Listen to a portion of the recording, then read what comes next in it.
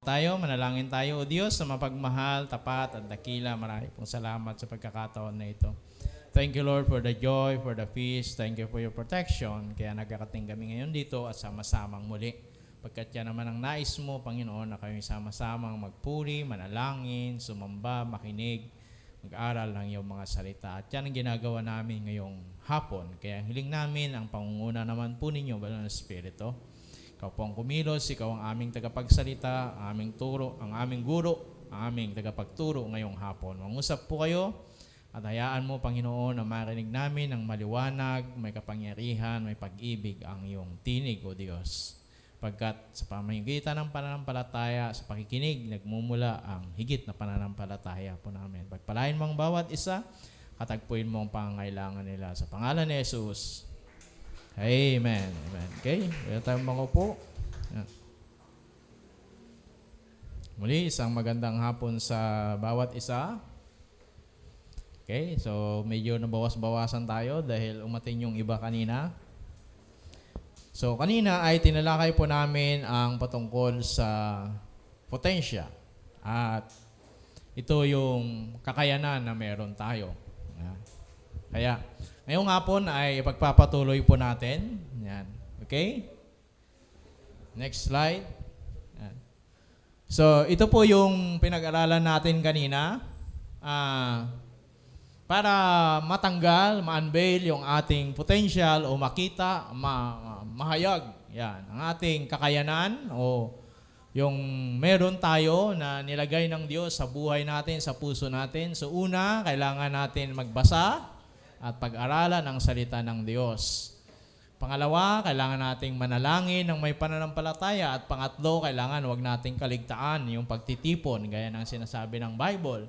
At hindi lamang po yan for the church. Siyempre, sabi natin kanina, kahit din po sa labas. Sa labas, depende sa nakakasama natin. So, kailangan ingatin din natin. At gaya ng isang buto, bago siya tumubo at maging puno, ay kailangan niya ng lupa. Di ba?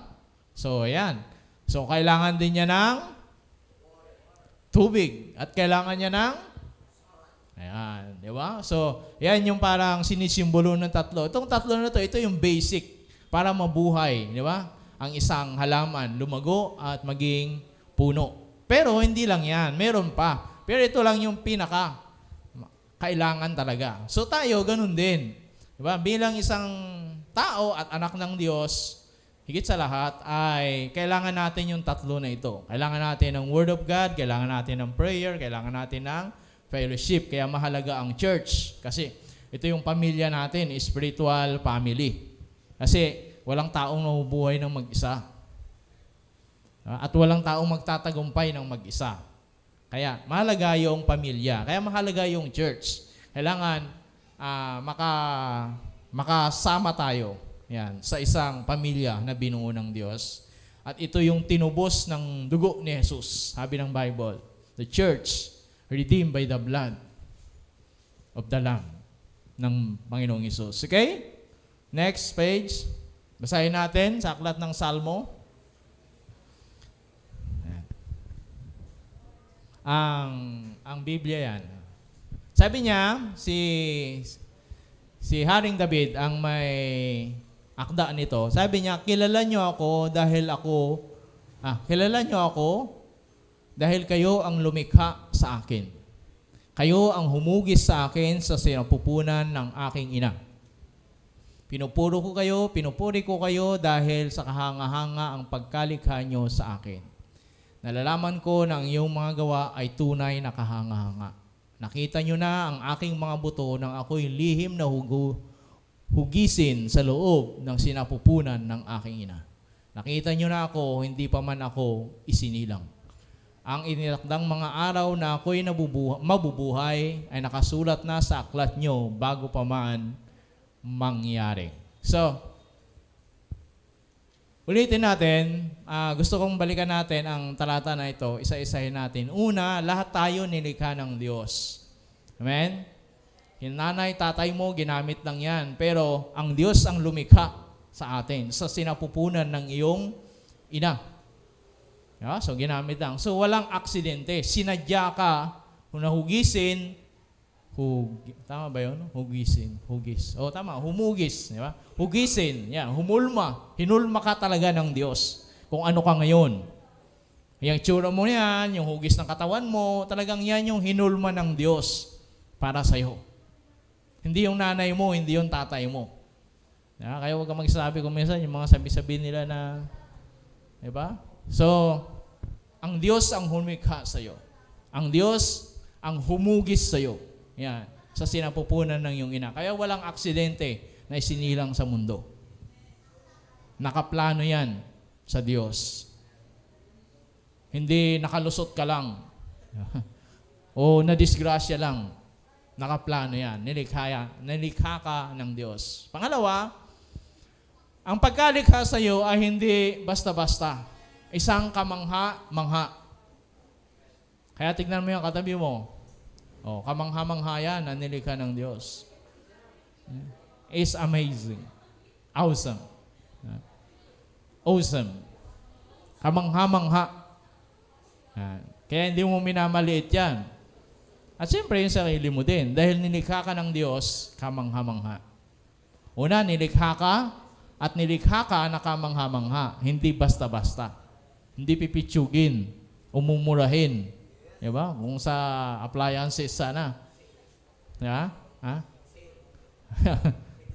Oh. Kakaiba ka. Nilikha ka na special. Yan. At unique. Yan. Pangalawa, kanina pa tayo nagpapangalawa, no? Sabi niya, sunod, nalalaman ko ng iyong mga gawa ay tunay, nakahanga-hanga. Ayan. Kaya nung nilikha ng Diyos ang lahat ng bagay, sa Genesis, kung babalikan mo, sabi niya doon, lahat maganda. Ayan. Kaya walang pangit na nilikha ng Diyos. Okay? Nung pagkitingin niya na ganyan, sabi niya, lahat maganda. At namangha siya mismo sa kanyang nilikha. Diba, yung bang ikaw yung nagdo-drawing ka, tapos nakita mo, wow, ang ganda ko palang mag-drawing. Diba? Pagharap mo sa salamin, wow. Gugulat ka. Ganda ko pala. Diba? Dahil nilikha ka ng Diyos. Unique, special, kamangha-mangha ang pagkalikha sa'yo. Okay? So, tandaan mo yan. Kaya every morning, paggising mo, diba? Kahit puro muta pa, diba? May guwit-guwit pa ng laway dito. Sabihin mo, wow, you're wonderfully made. Yeah. Nilikha ka, nakamangha-mangha ng Diyos. Bakit? Kasi nung nagiging tao ka pa lang, sa sinapupunan ng iyong nanay, binabantayan ka niya, tinitignan ka niya. So noon pa, pitos ka, tinitignan, ngayon pa kaya? Di ba?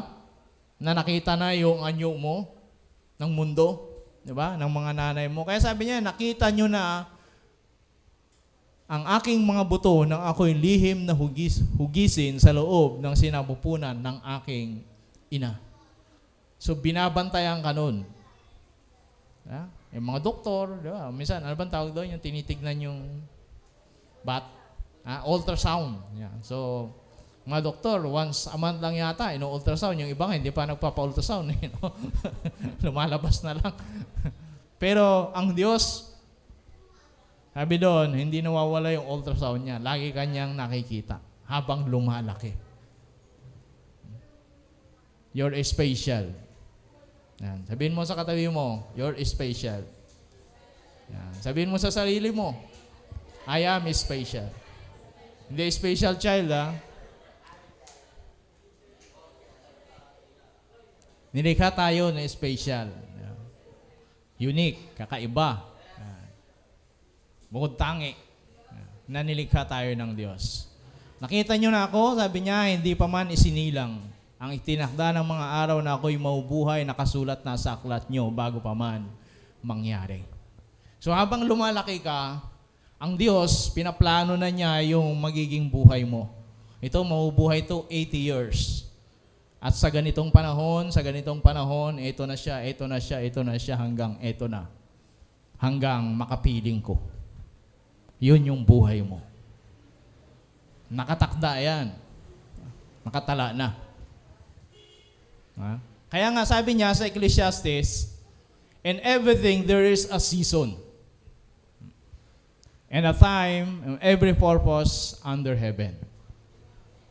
That's very powerful verse. Sabi niya, bawat season ng buhay natin, bawat panahon ng buhay natin may season.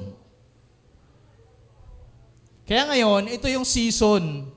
Kaya ang bata, kapag isinilang yan, may season yan. Panahon na naglalaro dapat, panahon na ganito, nag-aaral, panahon na ganito, at panahon na nagtatrabaho na.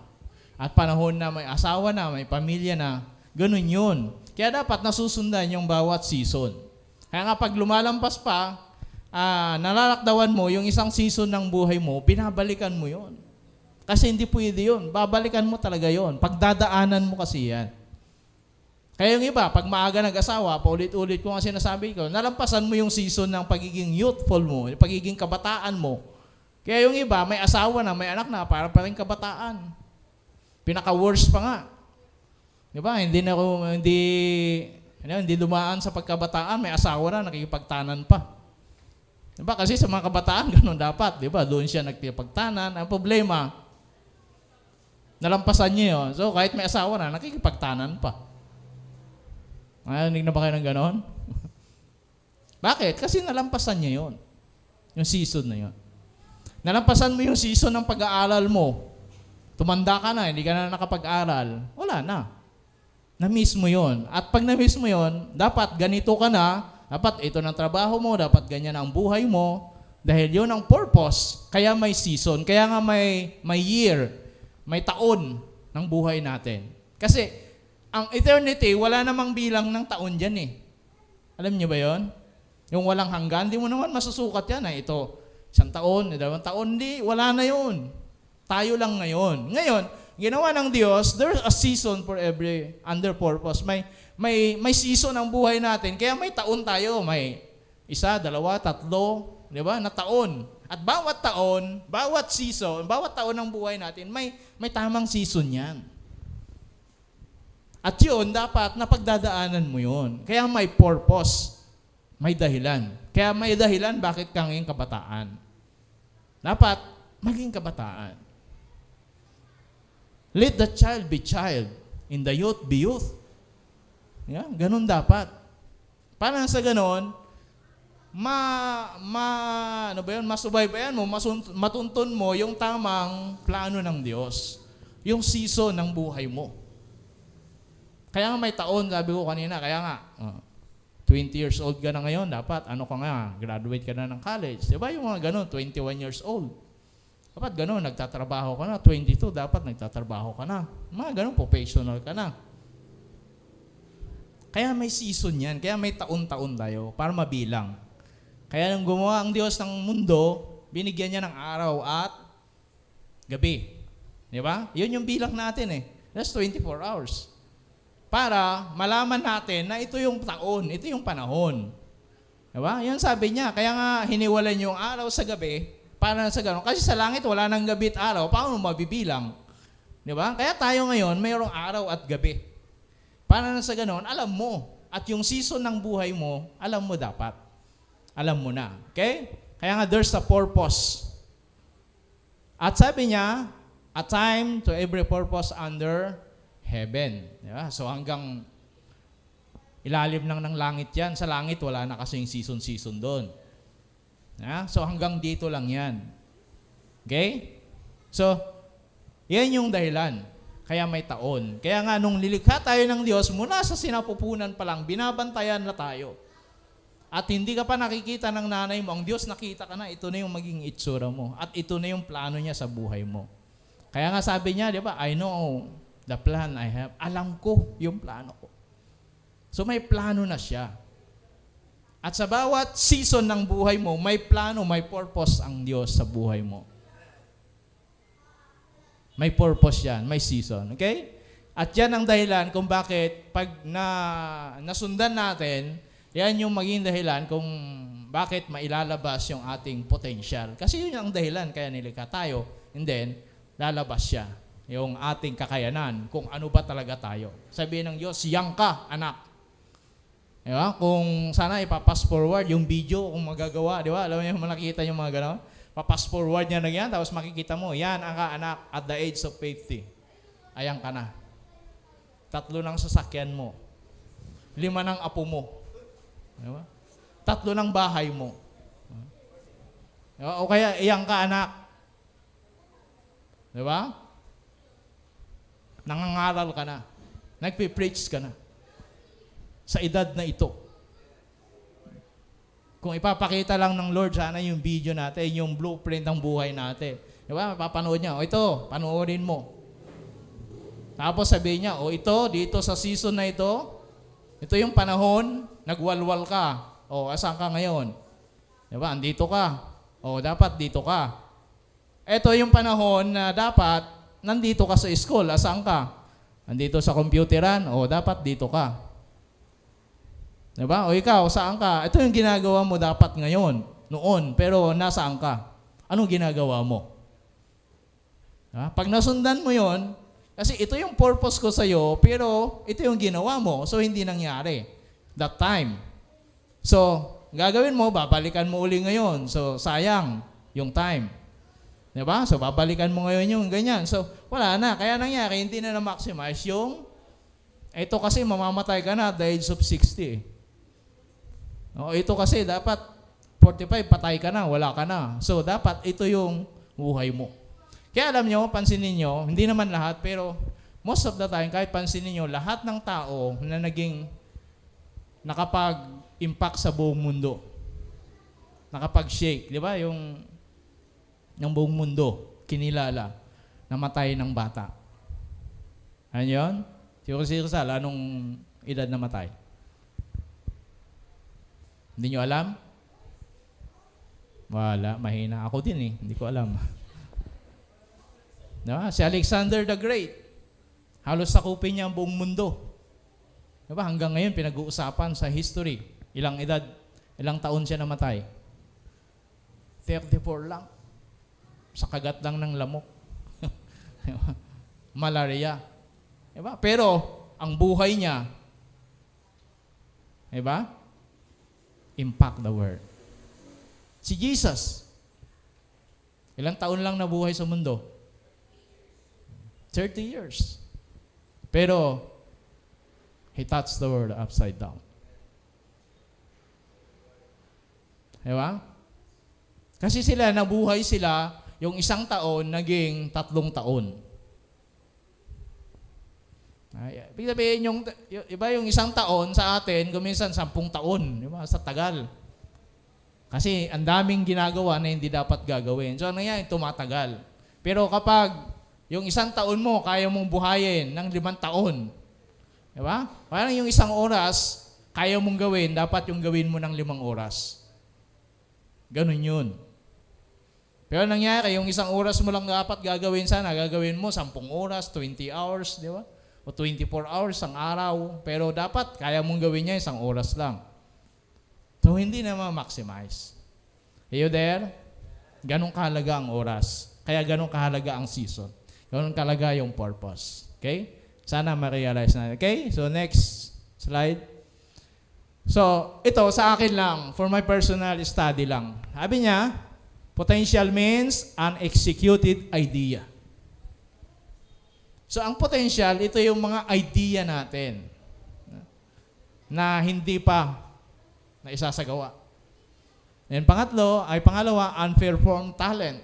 Lahat tayo may mga talento. So, nangyari, yung talent mo na yan, andyan pa yan. So, pagkat hindi mo pa na i-perform yan, hindi mo pa may talent kang sumayaw ng mga magaling ka sumayaw. Pero hindi mo pa nagagawa, potential pa lang yan. Okay? So, kailangan gawin mo. And then, unpracticed skill. Nung nilikha tayo ng Diyos, binigyan tayo ng kanya-kanyang mga kakayanan. Hindi pwedeng wala. Sabi nga ni Rick Warren, at least 350 ba yun? O 370 na skill meron ka. Imagine that. So, And then, pang-apat, unrevealed future. Siyempre, hindi mo pa nakikita. Pero ang Diyos, nakita na niya. At alam na niya. So, yan yung potential na ibig sabihin. Okay, next. Para kanina, sinabi natin, may 3 bagay na mahalaga para ma-unveil natin. So, kailangan, ano yun? Read and study the Word, pray with faith, and then, ano yung pangatlo? Ayan. So, wag nating kaligtaan. Ayan. Huwag kayong nagmumukmuk. Kasi nagmumukmuk na mag-isa, walang mangyayari sa buhay mo. Diba? Pumunta ka kung saan. And show who you are. Then, in John chapter 15, verse 1 to 5, sabi niya, magandang balita, Biblia, ako ang tunay na puno ng ubas sa aking amang tagapag-alaga. Inaalis niya ang bawat sangang hindi namumunga, hindi nagbubunga, at kanya namang pinuputulan at nililinis ang bawat sangang nagbubunga upang mamunga pa ng lalong sagana. Nalinis na kayo sa pamagitan ng salitang sinabi ko sa inyo. Manatili kayo sa akin at mananatili din ako sa inyo. Hindi magbubunga ang sangang hindi nanatili sa puno. Gayon din naman, hindi kayo magbubunga kung hindi kayo mananatili sa akin. Ako ang puno ng ubas at kayong mga sanga ang nanatili sa akin at ako sa kanya ang siyang magbubunga ng sagana sapagkat wala kayong magagawa kung kayo'y hiwalay sa akin. Okay? So sa mga talata na yan, mayroong 4 na C. 4 ba o 3? Yan. Tingnan na lang natin mamaya. Di ba? So, na susi o paraan para mamunga. Yan. Lumabas yung ating potential. C, as in Charlie. Di ba? Baka mali yung pronounce ko, baka S akala nyo. C, yan, as in Charlie. Okay? Una, 4C. Yan. Okay, sige, tama. Una, sabi niya, kailangan linisin. Cleansing. Yan, yung unang C. Sabi niya, I am the true vine, my Father is the vine dresser. Every branch. So, ang purpose, para maging productive tayo, kailangan linisin tayo. Ay, ibig sabihin, alisin yung mga bagay na nakakahadlang. Diba? Kaya nga, unveil. Katulad ng buto, hindi mo naman nakikita yung puno. Kaya sinabi ko sa inyo, anong nakikita nyo? Buto. Diba? Pero, kung may laser yung mata nyo, ano bang tawag doon? Parang, nakikita mo yung, hindi nakikita na ordinary, makikita mo yung puno. Diba? Doon sa buto. At yun ay nasa loob ng buto. Hindi mo pa nakikita yun. Kayo i-unveil natin. So, ito din, ganun din. So, kailangan linisin siya. Kaya yung buto, para lumabas yung puno, kailangan wasakin niya. Sirain niya yung nakaharang. Diba? Kaya sabi niya, siya ang tunay na puno ng ubas, si Jesus. Yan. Hindi yung true vine dyan na, ay wala na pala yung simbahan. No? Si Jesus yung true vine, tunay na puno, at ang kanya mga tagapag-alaga. Sabi niya, ang bawat sanga na namumunga, ay hindi namumunga, ay kanyang inaalis. Yan. Kaya huwag kayong magtaka kung wala na kayo pagdating ng araw kasi hindi kayo siguro namumunga. Amen? So, kailangan mamunga. Naalala niyo ba yung isang parable na sinabi ni Jesus patungkol sa puno, sa tagapag-alaga? Dumalaw siya minsan sa kanyang ubasan o sa kanyang bukid. Nakita niya yung puno doon. Sabi niya, ang tagal na yan Pabalik-balik ako dito, wala akong nakitang bunga. Putulin mo na nga yan. Kasi sayang lang yung kinakain niyang resources. Are you there? Total, karamihan naman sa atin, mga matatagal na dito. Di ba? Baka sinasabihan sa'yo ng Panginoon, saan na yung bunga mo? Nakahanda na yung itak na pamputol sa atin. Kasi walang lumalabas na bunga. Sayang yung resources. Sayang yung kinakain niya na bitamina na dapat kinakain ng iba. Diba? Kaya sabi, putulin mo na nga yan. Sayang lang yung nutrition ng lupa na kinakain niya. Wala naman silbi. Hindi naman namumunga. Kaya ang expected ng Diyos, namumunga tayo. Amen? So maraming bunga yan. Siyempre, outside and inside. Yung pagbabago, diba? At yung ginagawa natin. Okay? At kapag namumunga naman, sabi niya, ay nililinis niya para lalong mamunga. Yan. At, huwag kayong mag-alala, malinis na kayo dahil sa salita na sinabi ko sa inyo. Sabi ni Jesus. Amen? Ibig sabihin, napatawad na tayo sa ating mga kasalanan.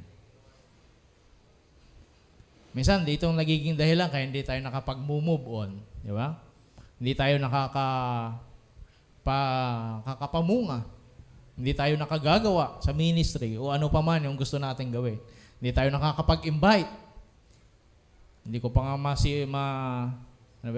Hindi ko pa nga maayos yung sarili ko, mag-i-invite pa ako. Eh lalo kang hindi magiging maayos. Diba? Kung hindi ka magbabasa ng Bible, kung hindi ka magsisimba, hindi ka mag-i-invite, hindi ka mag-ministry, ibig sabihin hindi ka magiging involved sa ministry. Lalong hindi magiging maayos. Huwag mo nang antayin maging maayos pa. Well, lahat naman tayo galing dyan. Amen? So, gawin mo na. At habang ginagawa mo yan, sabi niya, lilinisin tayo para lalong mamunga. Ayan. Kaya mapapansin nyo, kapag magpipray nga ako, o parang magsiseryoso na ako sa pananampalataya, biglang may darating ng kung ano-ano.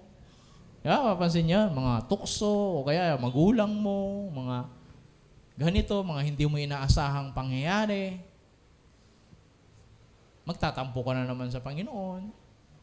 Pero yun ang paraan ng Lord para lalong maging matibay yan, at malinis, maging lalong mabunga. Yan, makita ang kalwalhatian ng Diyos sa buhay natin. Kaya isa hinahayaan niya talaga yun. Ewan ko, pero ganun katalasan di ba? Pag gusto ko nang magseryoso, gusto ko nang ganito, magpagamit sa Panginoon, biglang kung ano-ano mga dilubyo sa buhay ang dumating. Diba? Kung ano-anong mga hindi mo inaasahan. Bigla ka na lang naalala. Ang ganito, ang tagal-tagal na. Yung may galit sa'yo. Sinugod ka bigla sa bahay. Nakalimutan mo na. Pero bigla kang naalala. Galit pala sa'yo. So, yung kung ano-ano. Then, next. Sabi ni Jesus, abide in me and I in you. And the branch cannot bear fruits by itself unless it abide in the vine. Neither can you unless abide in me. So, lilinisin tayo ng Diyos. Then, kailangan manatili tayong nakakonect. Abide sa puno. At yun ay si Jesus. Sa atin kuminsan, madalas, kapag may pagsubok, di ba? O ba hindi ka nagsimba? Wala, may problema Di ba? Nagganon na ba kayo? O nagdahilan na ba kayo? O ako lang? Bakit? Di ba? May time parang ayaw ko nang tumayo. Pero pag sabihin ko, ano pang buhay ko? Di ba? Para bang dapat lalo. Minsan ganun, di ba? Naapektuhan, tama? Aminin. Hindi ka na nagbabasa ng Bible. Bakit? Dapat lalo kang mag-meditate ng Bible, di ba? Kasi may problema Kasi ganito Mag-follow up ka. Nakanasan niyo yan. Ba't di ka umaten ka? May problema lang, brother. Na dapat, lalo kang magpuri sa Panginoon. Di ba? Lalo tayong manalangin sa Diyos. Kasi nga may problema. Pero, minsan, yung nagiging dahilan, lumalayo tayo. Nawawala yung connection natin sa Diyos. Hanggang sa nahihiya na tayo, diba? Hanggang sa kung ano-ano ng mga pumapasok na negatibo sa isip natin. Kasi nawawala na yung tamang connection natin. Kaya sabi niya, kung hindi kayo mananatili sa akin, hindi kayo nakakonect sa akin, hindi kayo mananatili, hindi kayo makakapagbunga. walang lalabas na bunga. Kasi siya yung puno, siya yung resource. Siya yung source. Yung mga kung ano-ano, mga means lang yan. Pero siya yung source talaga para lumabas yung ating bunga. Kaya nga sabi niya, in God able to make all grace abound to you. Kaya ang biyaya ng Diyos may dalawang klase. Ito yung to save you and then to enable you. Ito yung magbibigay sa atin ng lakas, ng kakayanan, yung biyaya ng Diyos para magawa natin yung dapat nating gawin. Na paglilingkod, na pagsimba, pagbabasa ng Bible, etc., etc. It is by the grace. At maliligtas tayo by the grace din. Kaya kung nakakonect tayo sa Kanya, tuloy-tuloy yung source natin. Kaya yung biyaya, tuloy na dumadaloy. Kaya sabi, in God is able to make all grace abound to you. Sasagana yung biyaya ng Diyos. Ay kung lumalayo ka na, nawala na yung connection, so paano padadaloy? Diba? Putulin mo yung kamay mo, mamamatay yung kamay mo.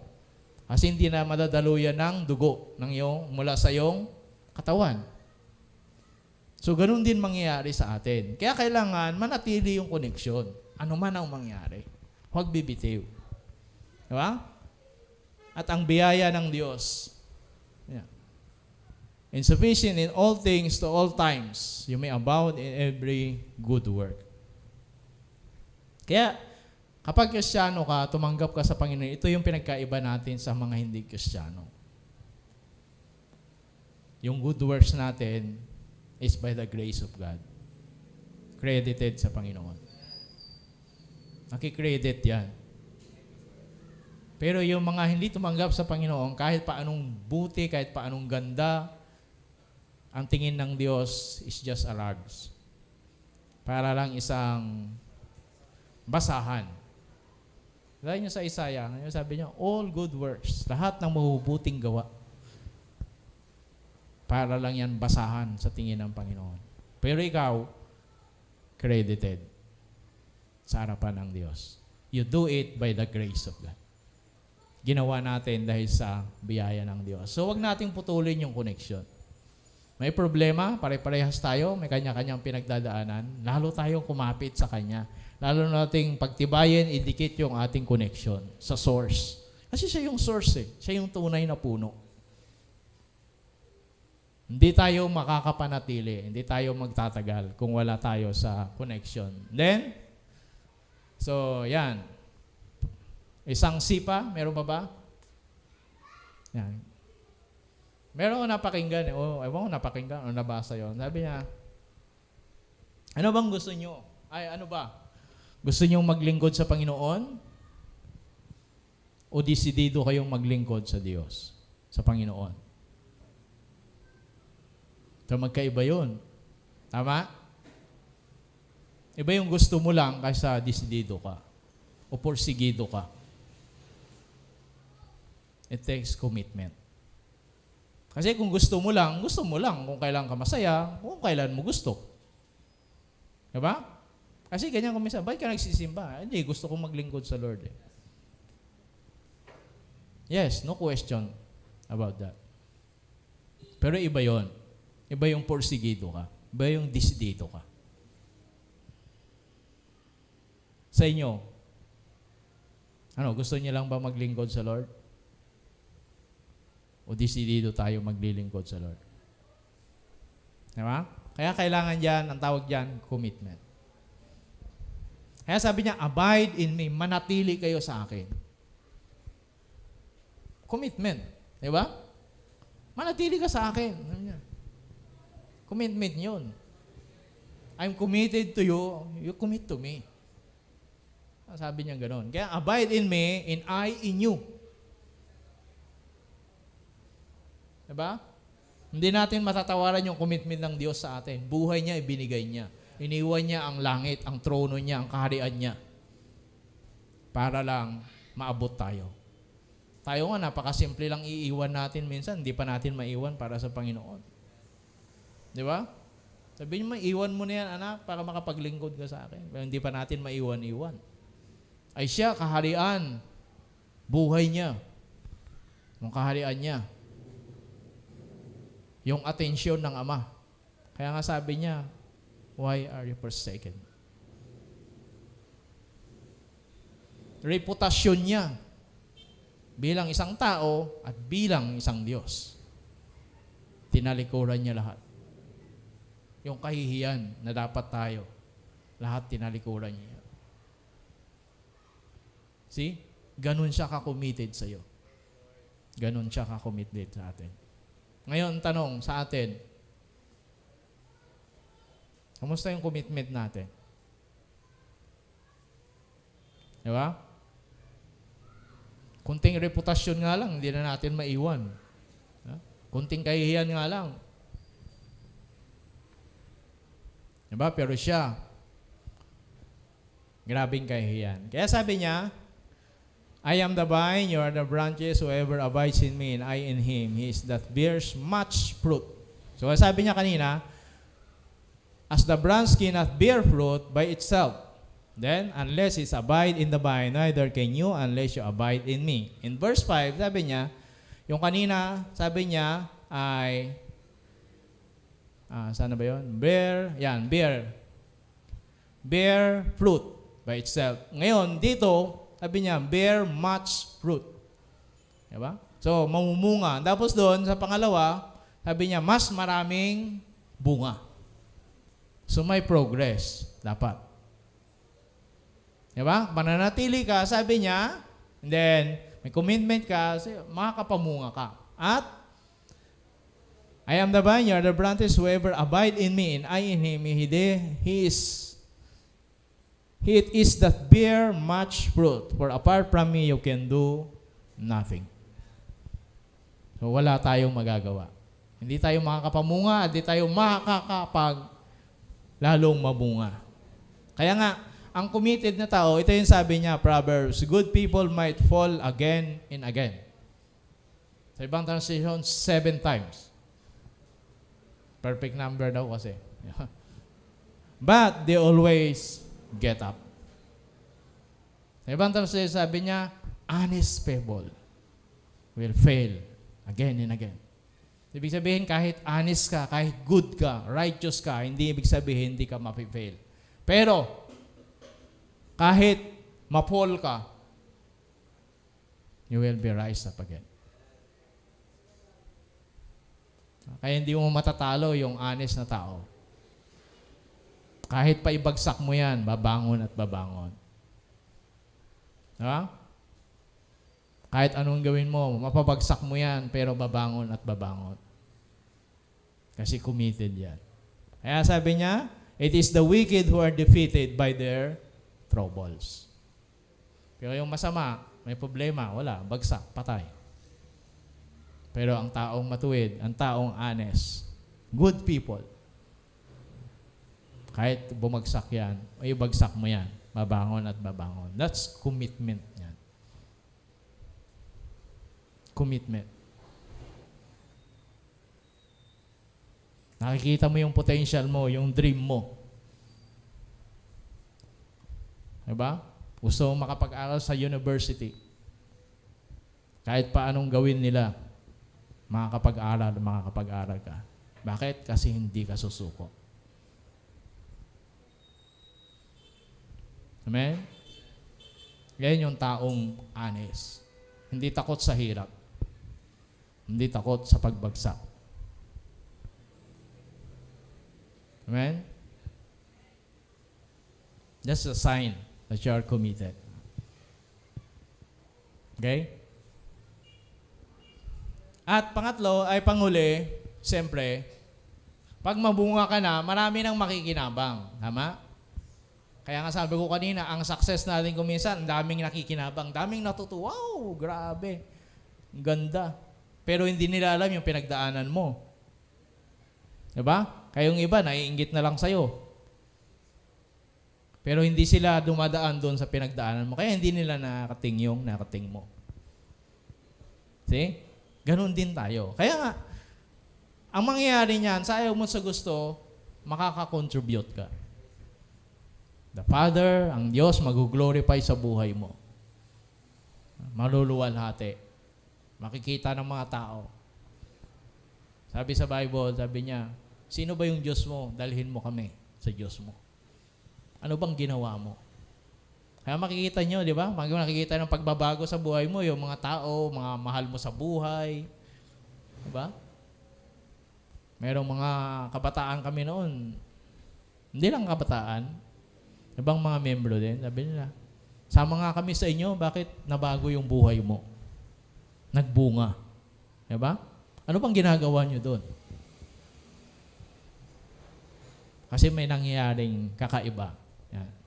Hindi yung kakaiba na in negative way. O yan. Diba? Parang naging baliw ka, parang kung ano-ano. Kaya, pa-Bible ka kasi. Diba? Pero yung makita nila, nagbabasa ka ng Bible, nagpe-pray ka, inyet may nagbabagong maganda.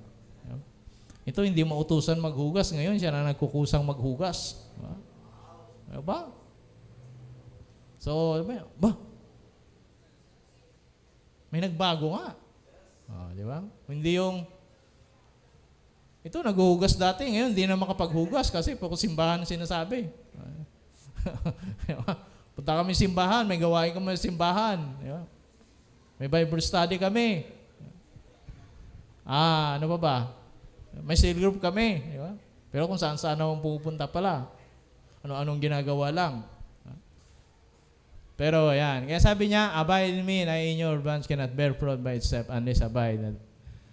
I am the vine, you are the branches. Sabi, whoever abides in me and I in him, he is that bear much fruit. For apart from me, you can do nothing. Bear much fruit.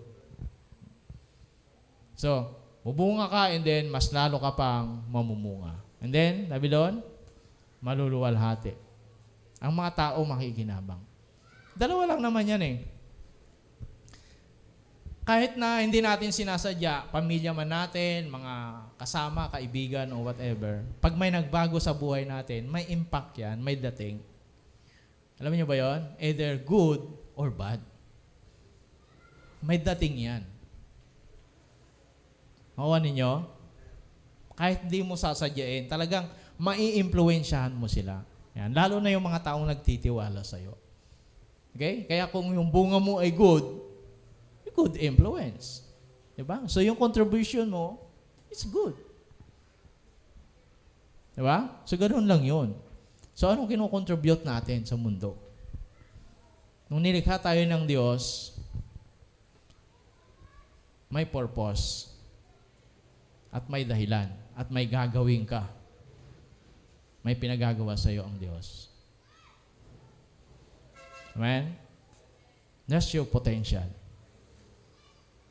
May pagagawa sa iyo. So, mahalaga yung bagay na yan. Okay? Huwag natin kalimutan. Yan yung contribution natin. Then, meron pa ba? Yan. Yung 1 Corinthians. Ay, saan yun? Yan.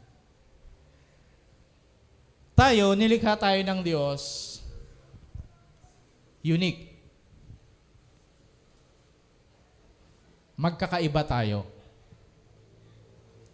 Kaya alam niyo, ang isang dahilan kung bakit hindi lumalabas minsan yung potential natin, hindi mo nagagawa yung dapat mong gawin as a person or bilang isang Kristiyano, bilang isang individual. Kasi pilit mong ginagaya yung sarili mo sa iba. Yan, kinukumpara. Diba? Mayroon kang hinahangaan, ganun kung minsan. Dapat, okay lang yun na maging inspirasyon. Diba? Huwag naman yung gayahin mo siya. Even Jesus, sabi niya, come and be like me. Ganun ba sabi? Si Jesus na yun sabi niya, come, follow me. Hindi niya sabi, hali kayo, sabi niya, sumunod kayo sa akin. Hindi niya sinabi, hali kayo, maging kagaya niyo ako. Tama ba? Be like me. Gumaya kayo sa akin o gayahin niyo ako. Diba? Kung niya sumunod kayo. Kasi alam ni Jesus kung sino siya at alam niya kung sino tayo. Kaya even si yan yung pinsan niya? Si John. John the Baptist, di ba? Kinumpara siya, sabi niya, are you Elijah? Ikaw ba si Elijah? Ikaw ba si Jeremiah? Ikaw ba si mga propeta na kuha? Tayo kuminsan ganoon, di ba? Ikaw ba para kang si Beyonce? Wala yan. Di ba? Tama ba 'yon, Beyonce? Baka mali. Yeah, si Manny Pacquiao. Diba? Pero alam niyo, kung hindi kayo, ano ba 'yon? Parang si John, parang sinabi sa kanya, ikaw ba si Jeremiah? Ikaw ba si Elijah? Sabi niya, hindi. Alam niya kung sino siya. Alam niya kung hindi siya yung hirap naman. Yeah. Alam niya kung yung limitasyon niya. Diba? Hindi ako yan. Parang gano'n. Alam ko. Diba? Imbis na maging proud siya, siyempre, propeta ako. Diba? Diba? Ganun tayo. Minsan, parang proud na proud. Kinumpara ka sa isang taong kilala o isang siyempre. Diba? You are unique. Okay lang, sabi ko nga. Huwag naman yung gayahin mo. Di ba? Parang inspirasyon. Diba? Nagawin, ito, ganyan. Pero, huwag mo kailangan gayahin. We are unique created by God. At yung uniqueness mo na yun ang kailangan ng mundo. Kailangan ng church. Kailangan ng mga tao sa paligid mo. Kasi yung uniqueness mo na yun, wala yun sa kanila. Amen? Kaya ni John, sabi ko nga, alam niya kung hindi siya. Ang hirap. Hindi ko maipaliwanag ng gusto. Di ba? Alam niya kung hindi siya yun. Yan. Kasi alam niya kung sino siya. Yan. Kaya kung kayo, kinukumpara niyo sarili niyo, kinukumpara kayo ng iba at parang, di ba? Hindi mo alam kung sino ka talaga. Alamin mo kung sino ka. Bakit? Kasi doon ka magpapangsyon. Yun yung potential mo. Magaling kang sumayaw. So, hindi mo kailangan gayahin sino ba yung magaling sumayaw? Diba? Meron ka sariling klase ng pagsayaw. Kanya yun? Mga ganun. Lahat tayo. We are unique. Amen? That's your potential. Thank you sa mga taong nakaka-inspire. O sa mga taong nakaka-impluensya. Diba? Kasi dalawa lang yan eh. Kung kukumpara mo lagi yung sarili mo, either babagsak ka o magiging mayabang ka. O lang yan. So, wala ka sa timon. Wala ka sa wisyo. Dapat dito ka, gaganon-ganon ka. Diba? Either babagsak o. So, kailangan alam mo, even Jesus, alam niya kung sino siya. Diba? Sabi niya, I am the vine. I am the salt. I am the way. See? I am what I am. So, kaya mahalaga yon, mga kapatid. Be what you are. Kung sino ka. Improve kung anong meron ka. But hindi mo kailangan gayahin ng iba. That's the way God you glorify. Naluluwalhati mo ang Diyos. Kasi natutuwa siya, nakikita niya yung pagkalikha niya sa'yo. Hindi yung katulad ng pagkalikha niya kay Mariela. Nagagandahan anong pangalan mo, Neng? Sophia kay Mariela. Gagayahin naman niya ngayon. Sabi ng Panginoon, Sophia, nilikha kitang Sophia, hindi Mariela. Diba? So, be Sophia, not Mariela. Amen? In that way, you glorify God. We are uniquely created by God. You can imagine, nasa 7 billion na tayo yatang tao ngayon. Pero makikita mo, mayroon hindi tayong pagkakatulad. Di ba? Kaya talagang ibig sabihin, pinaglalaanan talaga ng Diyos, plano, oras, pag nililikha tayo. pag nabubuo tayo sa sinapupunan ng ating nanay. Parang sasakyan. Di ba? Kaya mayroon silang, ano bang tawag doon? Plate number. Kasi yan yung uniqueness na sign. Pero bago mangyari yan, talagang pinatignan na, wala bang katulad to? Pinaglalaanan nila. Kaya nga nagbabayad tayo pag magparehistro.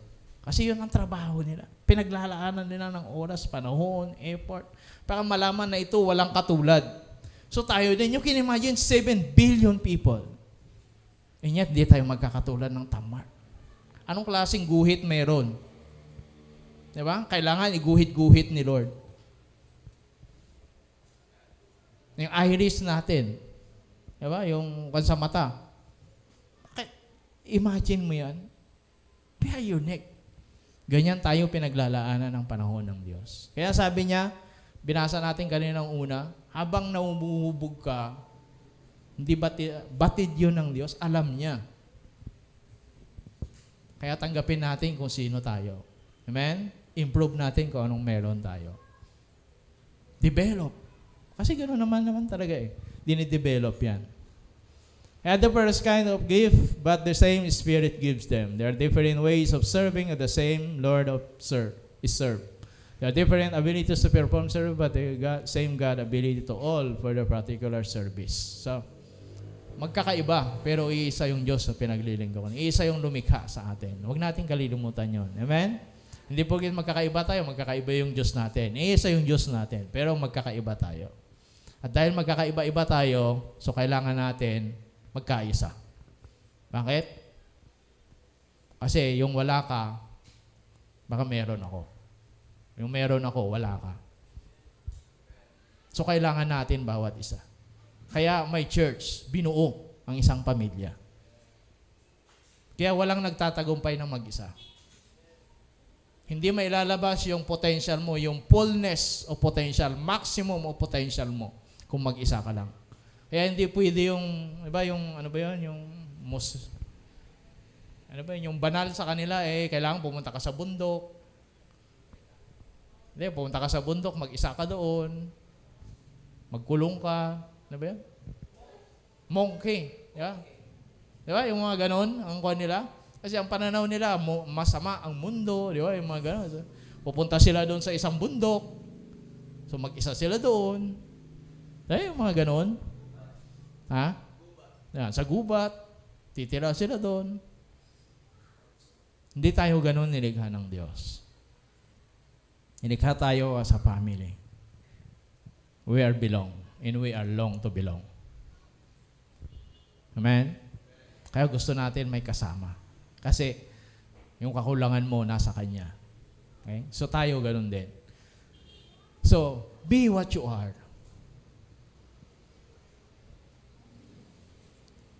Kaya sabi niya, John chapter 15:6, you did not choose me, but I choose you and appointed you to go and bear much fruit.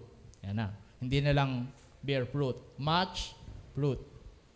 The kind of fruit that yours is of the Father, whatever you ask in Him, in my name.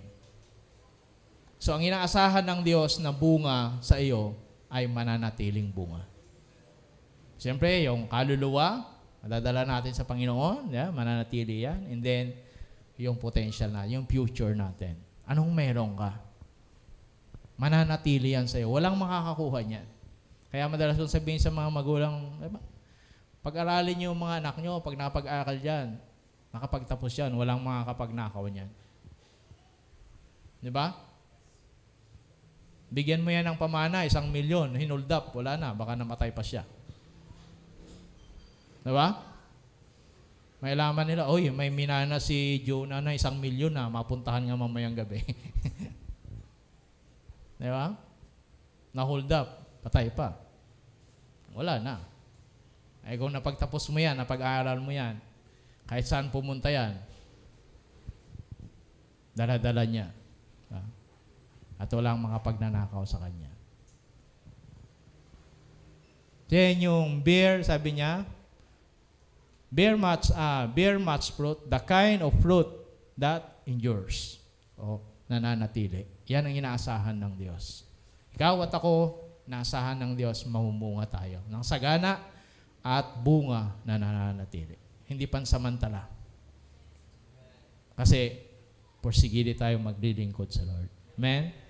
Porsige tayo na tatapusin ang purpose natin, ang buhay natin. Potential means you die empty. Ibig sabihin, nagamit lahat ng resources na mayroon ka. Namatay ka, wala. Kaya sabi ni Paul, nung mamatay siya, I fight the good fight of faith. Sabi niya, I pour out like a drink offering. Magawa natin. That's what we pray. Yan sana ang dalangin natin, dasal natin. Mamatay tayo sa mundo, natapos natin. At nagawa natin. Naipalabas natin yung potential na meron tayo. Amen? At nabuhay ka kung sino ka. Tanggapin natin, we are created, kamangha-mangha na nilikha ng Diyos. Pag hindi mo matanggap yun, hindi mo matanggap talaga kung sino ka. Pilit mong isisiksik ang sarili mo sa iba. At igagaya sa iba. Paano ngumiti? Paano bang ngumiti yun? Paano tumawa? Harap ka pa sa salamin. May nakita ako noon eh. Ba't pangiwi-ngiwi? Pala may ginagaya siyang klase ng ngiti.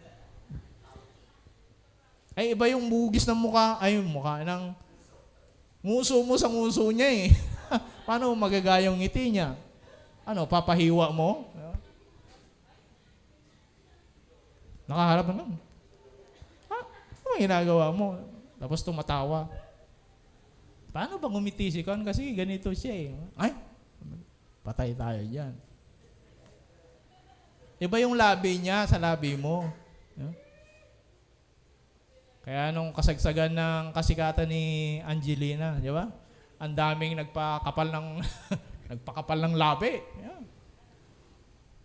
Nagpatato o pinatabas yung labi. Ba't ganyan yung labi mo? Kumapal.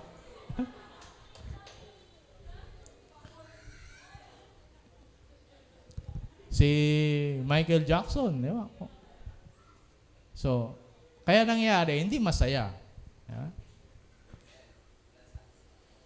Wala satisfaction. At hindi ka masaya talaga. Pero, mamuhay tayo. Improve natin. Develop what you are. Pero, be what you are. Tayo sumandaling yung muko.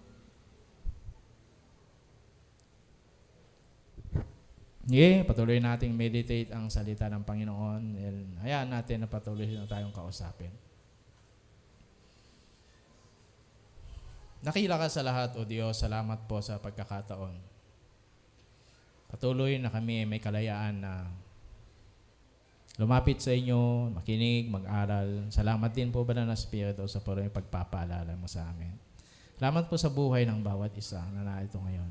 Lord, sa'yo namin pinagkakatiwala ang aming buhay. Kung ano mang mga gift, talent na mayroon pa po kami na hindi pa namin nagagamit. Tulungan niyo po kami. Give us wisdom, Lord. Paano ito i-manage, paano gawin, at paano ito, Lord, maging contribution ang aming buhay sa mundo, sa iglesia, sa mga tao sa paligid po namin. Thank you so much, Lord. Thank you, Holy Spirit. Salamat po sa pangalan ni Jesus. Amen. God bless you, ma'am.